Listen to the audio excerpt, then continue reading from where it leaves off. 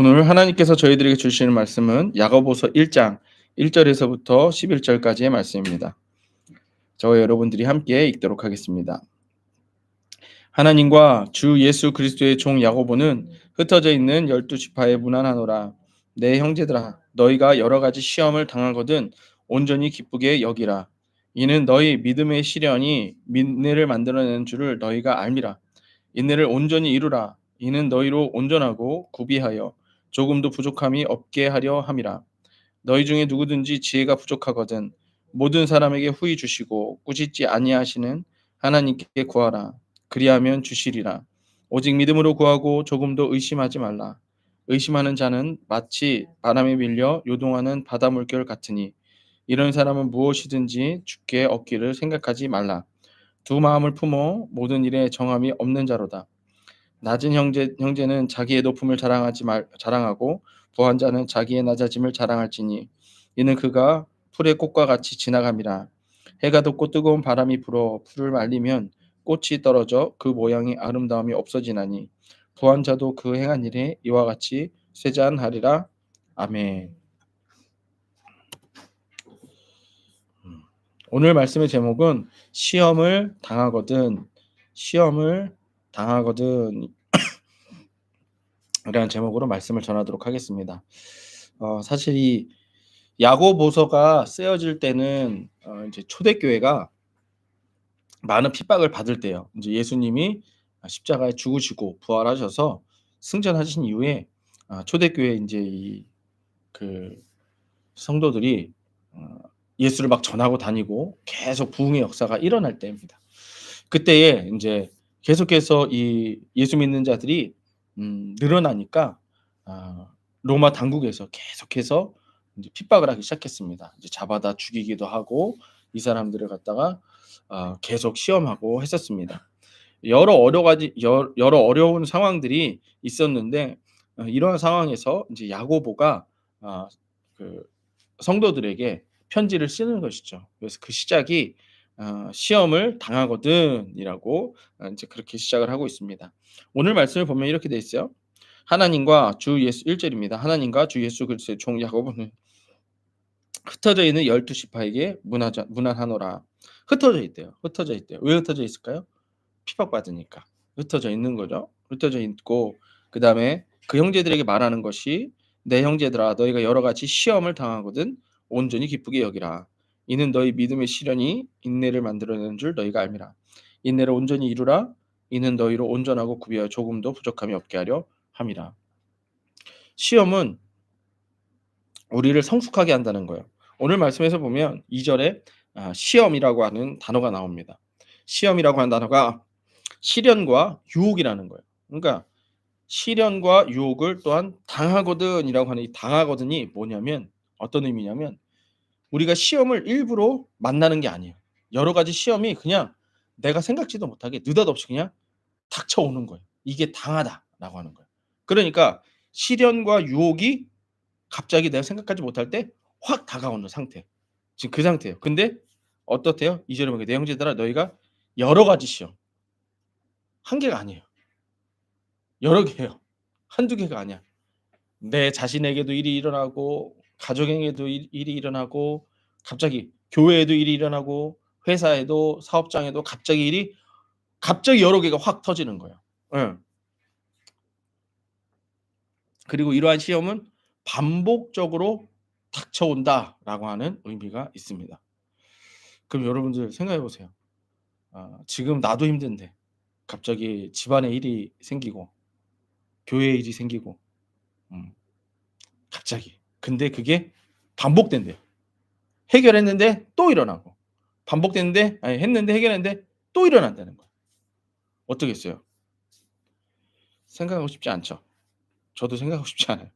근데 2 절에 보니까 여러 가지 시험을 당하거든 온전히 기쁘게 여기라. 기쁘게 여기라. 그러니까 이게 예수 안 믿는 사람들이 이 성경을 보면은요. 싫어해요. 싫어해요.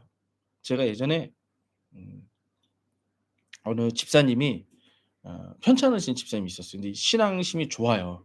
신앙심이 좋고 인제 인테리어 하시는 분인데 막 교회 인테리어하고 그러면 막 스스로 찾아가서 돕고 막 그런 분이세요.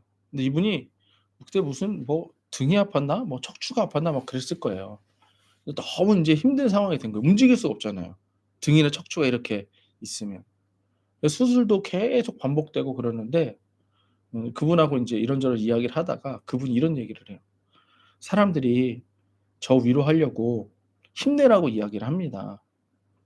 근데 힘을 낼 수가 없는데 힘내라는 말은 너무 잔인한 거 아니냐고 그런 얘기를 해요. 음. 어떠세요? 우리도 너무 힘들 때 있지 않나요? 근데 걷다 대놓고 지금 기뻐하래요. 예. 이게 너무 잔인하잖아요. 갑자기 느닷없이. 근데 그 이유에 대해서 인제 이야기를 합니다. 3 절. "이는 너희가 믿음의 시련이 인내를 만들어내는 줄을 너희가 알미라."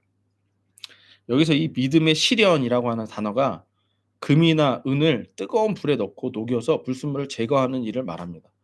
여러분들 이렇게 금이나 은이 광물이잖아요. 그래서 어서 이렇게 캐 오면 거기 뭐가 묻어 있잖아요. 그 순수하게 이 금만을 채취하기 위해서 용광로에다 넣어 버립니다. 그리고 나서 인제 금만 요렇게 순금만 요렇게 얻어내는 거죠. 그때 쓰이는 단어가 이 시련이라는 단어예요. 그러니까 우리가 지금 시험이 있고 이 시련을 당하는 과정들이 뭐다? 나의 진짜 모습, 하나님이 나에게 진짜 원하시는 모습을 만들어내는 과정이다. 시련이 그거다. 그러면 그 시련 가운데 무엇을 만들어내게 한대요? 인내. 우리 인내는 알죠? 견고히 서다. 예. 흔들림 없이 머물다. 그러니까 믿음의 시련이 인내를 만들어낸다는 거예요. 음. 그리고 나서 4 절에 보니까 "인내를 온전히 이루라." 네. "인내를 온전히 이루라." 여기서 이 온전이라는 뜻이 끝, 결말, 목적의 끝까지 이르도록 한다라고 하는 거예요. 그럼 인제 여기서 지금 이 단어들을 이렇게 조합해 보면 우리를 시험하는 시험들이 온다는 거예요. 그쵸? 시험들이 오는데 그 시험이 우리에게 시련을 준다는 거죠. 그 시련이 뭐라고요? 나의 금과 같은 나의 모습을 완전히 드러내기 위해서 용광로에 집어넣는. 그러면 그 용광로에서 언제까지 있어야 돼요? 어쨌든 버텨야겠죠. 불순물이 다 빠질 때까지는 그 용광로에서 버텨야겠죠. 그래야지 금이 생기겠죠. 금으로 드러나겠죠. 예. 그런데 그래서 언제까지래요? 4 절에 온전히 끝까지 목적이 이루어질 때까지. 여러 가지 시험을 반복적으로 만날 때 믿음의 시련을 인내하며 끝까지 견뎌야 하는 이유는 이를 경험하는 자들이 온전하고 부족함이 없게 하려 하려는 것이다라고 해요. 그러니까 기뻐하라. 왜 기뻐해야 되느냐? 그게 4절 때문이에요. 네가 시험을 당하거든 기뻐하라. 왜? 이걸 통해서 인내를 온전히 이루고 이는 너희로 온전하고 구비하여 조금도 부족함이 없게 하려 함이라. 그러니까 결국에는 누가 성숙해진다는 거예요? 내가 성숙해진다는 거예요. 근데 여러분들 아니 나 성숙한 것 때문에 예? 이렇게 하나님이 나를 힘들게 하신다는 거예요? 그게 도대체 어떤 의미가 있는가? 너무 힘든데. 그럴 수 있어요. 근데 힘들고 어려운 일을 만났을 때 이런 게 있죠. 성숙한 사람은 좌절하고 낙담하기보다는 그 일을 해결하는 방법을 찾고 승리하려고 애를 씁니다. 이게 성숙한 사람이죠. 맞죠? 예. 성공한 사람들을 보면은요. 성공한 사람들은 힘든 일이 왔을 때 그걸 그냥 놔두지 않아요. 어떻게든 해결해 보려고 하는 거죠. 우리 지금 막 쓰려고 하는 그 오타니. 예. 오타니 계획서. 지금 자기가 이겨내려고 그거 고등학교 때 쓴 거래요, 고등학교 때. 예. 아니 그냥 운동하는 것도 너무 힘들 텐데 자기가 이겨내기 위해서 그렇게 계획을 세우고 끝까지 이겨내려고 하겠다라는 거죠. 그 사람은 안 힘들까요? 힘들죠. 근데 이 사람은 볼 줄 아는 거예요. 뭘 볼 줄 아느냐? 지금 여기서 온전이라는 것처럼 목표가 이루어졌을 때 어떤 일이 일어나는지를 아는 거예요. 그걸 본 거예요. 지금 힘든 걸 보는 게 아니라 이 힘든 것이 이 믿음의 시련이 끝나고 나서 인내하고 나서 얻어질 그 모습, 그 내 모습. 그래서 그 핵심 가치에다 뭐라고 써 놨어요? 8개 구단에서 1 순위. 맞나요? 그러니까 누가 나를 봐도 "네가 제일 잘해." 라고 하는 것을 얻어내겠다라는 거죠. 마찬가지입니다. 우리는 8개 구단이 아니라 하나님 앞에서 "그래 너 잘했다." 이 칭찬받는 것을 갖다가 성숙이라고 하는 것이죠. 하지만 성숙하지 못한 사람은 조금만 힘들어도 아니면 조금만 어려워도 그대로 낙담하고 좌절합니다. 결국 여러 가지 시험이 나를 힘들게 한다라기보다는 내가 그 시험을 감당할 수 있는 성숙함이 없기 때문에 힘든 거예요. 이해되시나요? 다시 한번요. 이 시험들이 나를 갖다가 힘들게 하는 것이 아니라 이 시험들을 내가 감당할 수 없기 때문에 시험이 시험인 겁니다. 이렇게 끝을 본다면, 이렇게 이걸 통해서 '하나님이 나를 성숙하게 하실 것이다.'라고 하는 걸 이걸 안다면 우리는 시험을 얼마든지 당할 수가 있다라는 거예요. 예를 들면 이겁니다. 예. 어저께 아미가 그런 얘기 하더라고요. "엄마 나 주사 또 맞아야 돼?" 이렇게 얘기를 해요. 인제 중학교 들어가는 아이도 주사는 무서운 거죠. 그쵸? 어린아이였을 때는 주사 맞는 것이 너무 무섭고 될 수 있으면 안 맞기를 원해요. 어른이 되어서도 주사 맞는 거 좋아하시나요? 여러분들 주사 맞는 거 좋아하세요? 안 좋아하세요? 저도 안 좋아해요. 안 맞는 게 좋죠. 예.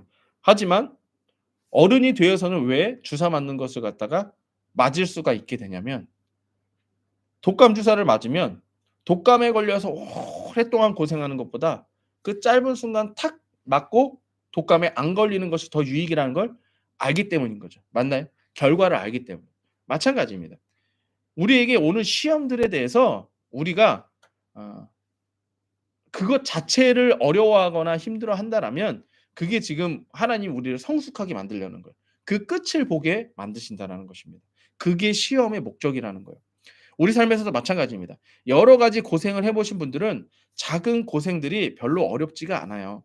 하지만 고생을 해 보지 않고 계속해서 피하고 작은 고생이 있을 때마다 피하고 좌절하고 낙담한 사람은 작은 고생이 와도 이겨내지 못합니다. 이를 어린아이와 같이 미성숙한 사람이라 할 수 있겠죠.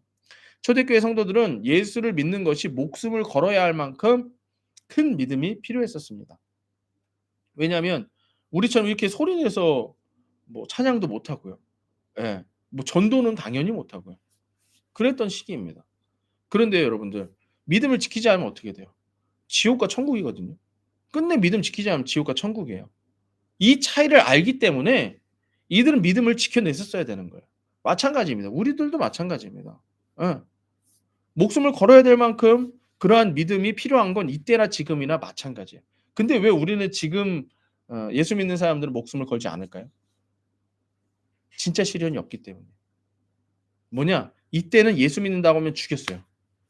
근데 지금은 시련이 사단 마귀가 다르게 다가가요. 뭐냐면 돈으로, 유혹으로, 예. 편하게 살려고 하는 걸로. 그렇게 우리들에게 다가오는 겁니다. 그래서 그런 것들을 얼마든지 이렇게 뿌리쳐 낼 수 있게 하는 것. 그게 요즘에는 필요한 시험이라 할 수 있겠습니다. 아. 그렇다면 우리의 믿음은 어떻게 지켜낼 수 있는가? 우리 삶에서 일어나는 여러 가지 시험을 통해 인내하고 또 인내해야 되는 것입니다. 이를 통해 우리의 믿음은 지켜질 수 있습니다. 그리고 마침내 목숨도 아끼지 아니하는 순교의 순간이 왔을 때 믿음을 지킬 수 있는 것입니다.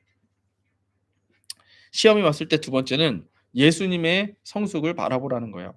하지만 위와 같은 일들이 인간 스스로는 견디기 힘든 것은 마찬가지입니다. 여러분들 우리 시험이 왔을 때 갑자기 기뻐한다? 예, 갑자기 좀 미친 사람처럼 바라볼 수밖에 없겠죠. 기뻐해야 되는 것을 알지만 기뻐하기가 힘들어요. 그래서 야고보는 "하나님께 지혜를 구하라." 이렇게 말합니다. 오늘 말씀 5 절이에요. "너희 중에 누구든지 지혜가 부족하거든 모든 사람에게 후히 주시고 꾸짖지 아니하시는 하나님께 구하라. 그리하면 주시리라. 오직 믿음으로 구하고 조금도 의심하지 말라. 의심하는 자마다 마치 바람에 밀려 요동하는 바닷물결 같으니 이런 사람은 무엇이든지 주께 얻기를 생각하지 말라. 두 마음을 품어 모든 일에 정함이 없는 자로다." 아무리 이렇게 말을 해도 시련이 왔을 때, 시험이 왔을 때 우리는 기뻐하기가 힘들어요. 왜? 당장 그 시험을 바라보기 때문에. 그러면 그때 우리가 할 수 없다라는 것을 야고보도 알았나 봐요. 그래서 지혜를 구하라는 거예요. 근데 여러분들 아니 갑자기 느닷없이 지혜를 구하라는 게 좀 그렇지 않아요? 힘든데 내가 힘든데 지혜를 구해야 된다? 그게 조금 여러분들 이상하지 않나요? 네. 계속 들어보세요. 여러 가지 시험의 순간에 우리에게 가장 먼저 나타나는 모습은 무엇을 어떻게 해야 할지 모른다는 거예요. 긴장하고 어려운 상황 속에서 '무엇을 할까?'라는 허둥지둥의 모습이죠. 여기서 지혜는 경건하고 올바른 삶을 위해 갖추어야 할 영적 지각력이라고 하는 의미입니다. 인간의 배움을 통해 얻는 지혜가 아니라 하나님의 말씀과 그분의 계시에서 오는 영적 지혜라는 거예요. 그러니까 아까 말씀드렸던 것처럼 이 시련이 왔을 때, 시험이 왔을 때 이것을 통하여 하나님이 목적하는 바를 아는 지혜가 있어야 된다는 얘기예요. 아까 제가 주사를 예를 들었죠. 예. 그 사람은 아는 거예요. 이 주사를 맞고 나면 독감 주사를 맞고 나면 겨울이 왔을 때 '독감에 걸리지 않는다.'라고 하는 그 지혜가 있기 때문에 주사라고 하는 시련을 이겨낼 수 있는 것이죠. 마찬가지입니다.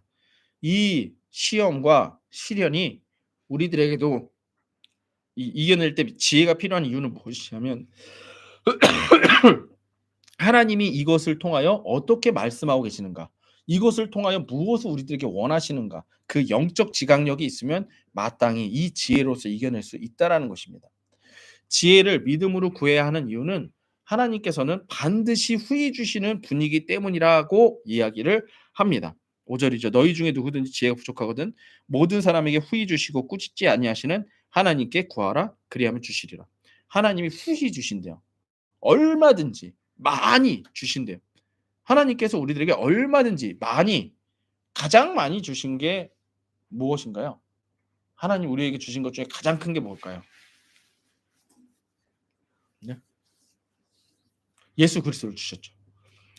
자기 자신을 주셨죠. 그러면 보세요. 예수까지도 주신 분이 지혜 달라는데 안 주실까요? 예. 전혀 이유가 안 되겠죠. 하나님 자신을 주신 분께서 지혜를 주시지 않겠는가 하는 것입니다. 근데 여기서 우리가 필요한 것은 무엇이냐면 예수 그리스도를 믿는 믿음이라는 거야. 시험의 순간에 우리가 바라봐야 할 것은 시험 자체가 아니라 예수 그리스도를 바라봐야 한다는 것입니다. 성경에 많은 지혜가 있지만 우리를 구원하시는 분은 오직 예수라고 하는 지혜를 믿음은 이 지혜는 우리를 시험을 이기고도 남게 한다라는 거예요. 왜요? 왜요? 이 예수 그리스도 주신 분이 이렇게 구원을 주신 분이 이 시험으로부터 이겨내게 하시지 않겠는가라고 하는 그 믿음이 생긴다라는 것입니다. 그래서 6절에 보면 오직 믿음으로 구하고 조금도 의심하지 말라. 그러니까 여기서 무엇을 믿어야 되는 거예요? 예수를 믿어야 되는 거예요. 예수도 주셨는데 예. 그러면 여기서 예수도 주셨다. 시험과 예수 그리스도의 관계가 뭐예요? 우리 히브리서에서 배웠죠. 예수가 우리를 위해 모든 시험을 감당하셨잖아요. 피 흘리셨잖아요. 근데 그 예수님이 우리를 구원하시기 위해 그렇게까지 하셨는데 지금 이 힘든 상황에서 우리를 구원하시지 못하겠는가라고 하는 거예요. 말씀이 그렇다라는 거예요. 그러면 그 말씀을 믿어야 된다. 그리고 의심하지 말라는 거예요. 우리를 구원하시지 못한다라고 하는 그 의심을 버리라는 거예요. 예수께서 행하신 일로 이미 끝났습니다. 그것을 믿으라는 거예요. 그러니까 이런 자는 의심하지 말라. 마치 바람에 밀려 요동하는 바닷물결 같으니 이런 사람은 무엇인지 죽게 얻기를 생각하지 말라. 두 마음을 품어 모든 일에 정함이 없는 자로다. 두 마음이면 어디랑 어디에다가 마음을 두는 걸까요? 될까? 안 될까? 이렇게겠죠. 예수님이 나를 구원하실까? 안 하실까? 맞아요? 예. 그럼 어디에다 마음을 둬라? 된다. 예수께서 하신다. 성경에 기록된 그대로 예수는 구원하신다. 여기다 두시라는 거예요. 예수께서 우리를 위해 피 흘리심은 우리의 죄를 사하심입니다. 이 죄를 이기는 우리의 성숙은 여러 가지 시험을 이기게 한다라는 것입니다. 아까 얘기한 대로 우리가 불순물이 빠져야 된다라는 거예요. 불순물이. 근데 그 불순물이 우리들의 죄된 모습이죠. 안 될 거다라고 하는 그 죄된 모습. 근데 그것을 예수 피 앞에 다 제거하면 시험이 와도 그것을 영적인 눈으로 바라볼 수가 있다. 아, 이거는 만약에 여러분들이 그 물질적으로 내가 힘들어해요. 그럼 내가 지금 뭐에 대해서 약한 거예요? 물질에 대해서 약한 겁니다. 아니면 내가 어떤 사람에게 있어서 화를 잘 내요. 그럼 내가 화내는 부분에 있어서 약한 거예요. 이해되세요? 예. 내가 뭐 게으릅니까? 그럼 내가 게으름에 대해서 약한 거예요. 그러면 그 불순물을 빼내라는 겁니다. 이해되세요? 이해되세요? 그러니까 그것이 왔을 때 '아 난 왜 이러지?' 이러지 말고 그것을 갖다가 어떻게든 고치려고 노력하라는 것입니다. 왜? 목적이 있으니까. 예수 그리스도를 주신 하나님의 목적이 있으니까. 또한 우리의 목표는 역시 예수 그리스도가 되어야 한다는 것입니다. 우리가 겪는 모든 시험을 예수님께서 감당하셨습니다. 성숙의 수준이 어디까지 돼야 된다는 거예요? 하나님의 수준까지 돼야 된다는 거예요. 예수님의 수준까지 가야 된다는 거예요. 그러니까 우리가 모든 순간마다 그냥 죽어져 버리는 그 수준으로 가야 돼요. 그냥 못 고칩니다. 왜냐하면 그게 나기 때문에. 아까 말한 것처럼 뭐 음란한 게 나고요. 게으른 게 나고요. 화내는 게 나고요. 돈에 약한 게 나이기 때문에 이걸 제거하는 작업은 나를 죽이는 방법밖에 없습니다. 예. 그냥 나를 없애는 것밖에 없어요. 음. 그럴 때에 우리의 수준이 정말 순교도 할 수 있는 그 예수님의 수준까지 이룰 수 있다라는 거예요. 예수님의 관점에서 우리의 시험을 바라본다면 그리 큰 시험은 아니게 됩니다. 마땅히 이기고도 남을 시험이 된다는 것입니다. 마지막 세 번째, 시험의 때에 예수를 기억하라는 것입니다.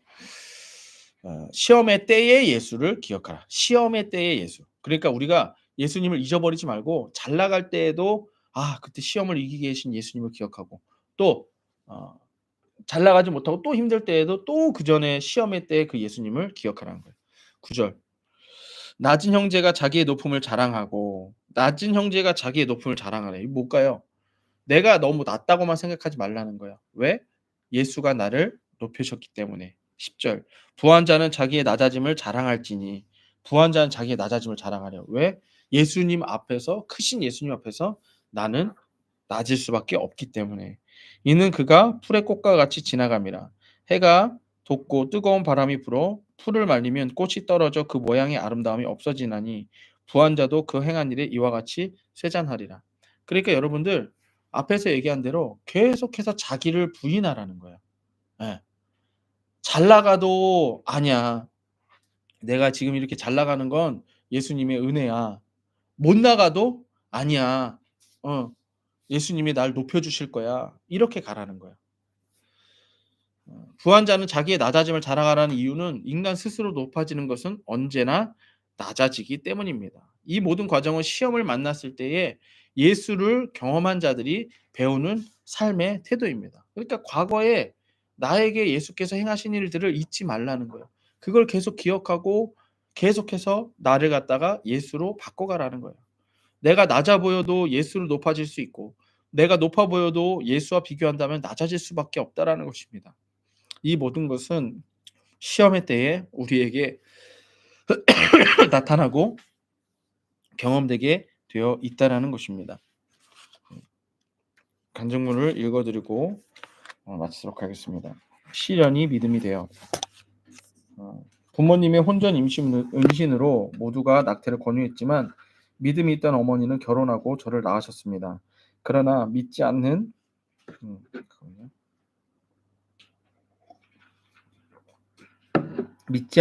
아버지와의 결혼 생활은 하루하루가 고통이었습니다.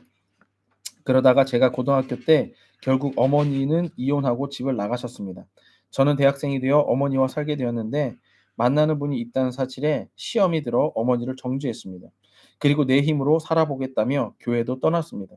그 후 저는 여러 시험을 준비했지만 계속 떨어졌고 이직을 반복하면서 열등감에 빠져 괴로워했습니다. 그렇게 내 힘으로 할 수 있는 게 없다는 걸 깨닫고 나서 다시 교회에 가게 되었습니다.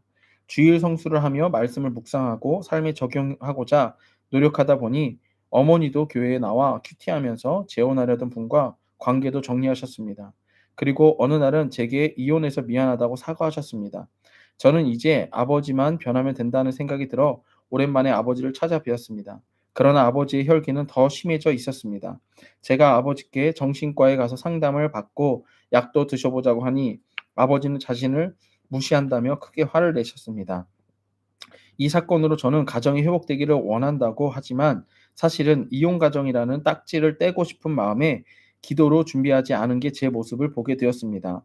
그러고 나니 평생 저를 괴롭혔던 어머니에 대한 정죄, 자기 연민을 끊어낼 수 있었습니다. 저를 낙태하지 않고 낳아주시고 아픈 아버지와 결혼해서 가정을 지키려 했던 어머니가 그동안 얼마나 두렵고 힘드셨을지 체휼하게 되었습니다. 그가 살아보겠다고 발버둥치며 했던 큐티와 간증들이 쌓여 지금의 상황이 말씀으로 해석된 것 같이 기쁘고 감사할 따름입니다. 세상적으로 자랑할 게 별로 없는 인생이지만 자신을 낮추고 가난한 마음으로 저를 살리신 예수님을 자랑하며 살기를 소망합니다. 아멘.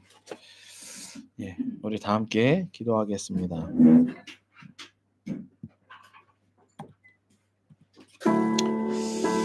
오늘 말씀을 생각하시면서 함께 기도합시다. 우리들의 삶에 시험이 있고 어려움이 있다라고 하는 것은 우리들의 관점으로 바라볼 것이 아니라 예수님의 관점으로 바라보십시오. 이 모든 시험들을 예수와 함께 이겨내고 나서 우리가 성숙해져서 하나님 나라의 뜻을 바라보게 하시고 또 목숨도 아끼지 아니하고 예수를 따라갈 수 있는 믿음과 순종으로 저희가 성숙해질 것을 생각하시기 바랍니다. 나에게 힘든 어려운 일이 있다면 나를 죽이고 예수를 따르는 삶이 되어야 될 줄로 믿습니다. 우리 함께 통성으로 기도하시겠습니다.